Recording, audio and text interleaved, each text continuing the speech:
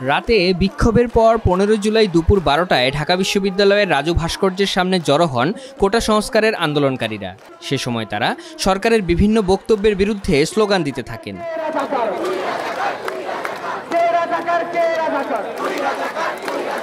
আন্দোলন করতে গিয়ে এ ধরনের বক্তব্য শোনার জন্য প্রস্তুত ছিলেন না বলে জানান আন্দোলনকারীরা। আমাদের মাননীয় প্রধানমন্ত্রী গতকাল রাতে একটি মন্তব্য করেছেন যে মুক্তিযোদ্ধা নাতি-নাতিরা কোটা পাবে না তো রাজাকার নাতি পাবে কিনা, অর্থাৎ তিনি ঢালাওভাবে যারা আন্দোলন করছে আপামর জনতা বাংলাদেশের সর্বসাধারণকে রাজাকার বলে আখ্যায়িত করেছেন। আমরা আসলে আজকে জানান গতকাল রাতেও আমরা মাননীয় প্রধানমন্ত্রীর এই বক্তব্যের প্রতিবাদ জানিয়েছি। আমরা শান্তিপূর্ণভাবে বলতে চাই, মাননীয় প্রধানমন্ত্রী আপনি যে বক্তব্যটি দিয়েছেন এটি আসলে কোনোভাবেই একটি দায়িত্বশীল জায়গা থেকে কাম্য না। একটি দায়িত্বশীল জায়গা থেকে যখন এই ধরনের বক্তব্য আসে সেটা আসলেই দেশের সাধারণ জনগণকে, সাধারণ শিক্ষার্থীদেরকে পূর্ণ হতাশ করে।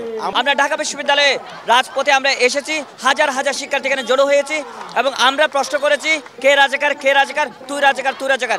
আমরা ঢাকা বিশ্ববিদ্যালয়ের শিক্ষার্থীরা, আমরা বাংলাদেশের ছাত্র সমাজ, আমরা কোটা সংস্কার আন্দোলন করে যাচ্ছি। আমরা কোটার যৌক্তিক সংস্কার চাচ্ছি। আমরা চাই না এখানে সরকার পতন ঘটুক।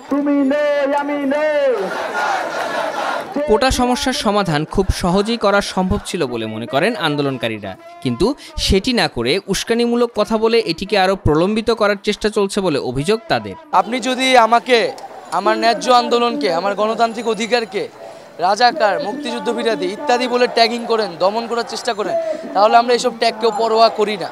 সেই জায়গা থেকে শিক্ষার্থীরা বলেছে যে শিক্ষার্থীরা নিজেদেরকে প্রথমে রাজাকার হিসেবে ঘোষণা করেনি, বরং প্রধানমন্ত্রী নিজেই শিক্ষার্থীদের যারা আন্দোলন করতেছে তাদেরকে রাজাকার হিসেবে অভিহিত করেছেন এবং মুক্তিযোদ্ধার সন্তান এবং রাজাকারের সন্তান এই দুই ভাগে যেন ভাগ করা হয়েছে। এটা কিন্তু সহজভাবে সমাধান করা যায় তো, কিন্তু ছাত্র সমাজ এখন কিন্তু বিক্ষুব্ধ হয়ে গেছে।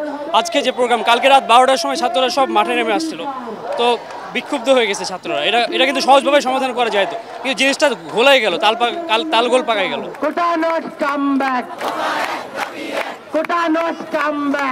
পুলিশ, ছাত্রলীগ কিংবা কারো বক্তব্যেই আন্দোলন বন্ধ হবে না বলে জানান আন্দোলনকারীরা। জানান দ্রুতই নতুন কর্মসূচির ঘোষণা দেওয়া হবে।